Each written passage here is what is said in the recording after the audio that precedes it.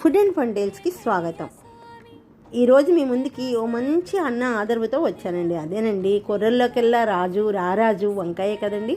ఆ వంకాయతో మా స్టైల్లో పచ్చి పులుసు చేస్తున్నానండి. ఒకసారి చూడండి, చాలా బాగుంటుంది.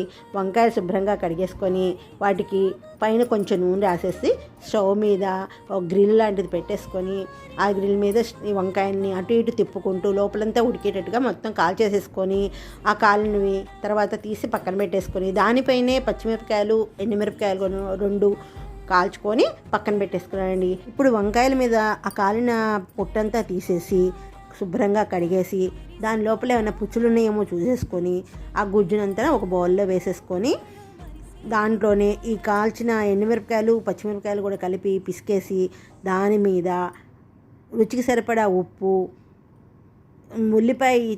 ఒక ఉల్లిపాయని సన్నగా కట్ చేసేసుకొని వేసుకున్నానండి. ఓ 2 పచ్చిమిరపకాయలను కూడా కట్ చేసి వేసేసుకొని ఈ మొత్తం కలిపి ఉప్పు పసుపు కూడా వేసేసుకొని బాగా పిసికేసానండి. ఇప్పుడు దాంట్లో మనము ముందుగా చింతపండు గుజ్జు ఒక నిమ్మకాయ సైజ్ అంత చింతపండు నానబెట్టి పెట్టుకున్నానండి. ఆ చింతపండు గుజ్జు కూడా పోసేసుకొని కొత్తిమీర వేసేసుకొని దాంట్లో ఇంకొక చుక్క నీళ్ళు పోసుకొని అంటే లూజ్గా చారులాగా అయ్యేటట్టుగా పోసుకొని దాంట్లోనే రుచికి సరిపడా బెల్లం వేసేసుకొని, మీకు బెల్లం ఇష్టం లేకపోతే బెల్లం వద్దులేండి, మేము మాత్రం బెల్లం వేసుకుంటాము. అంతా పెట్టి పక్కన పెట్టేసుకున్నాను.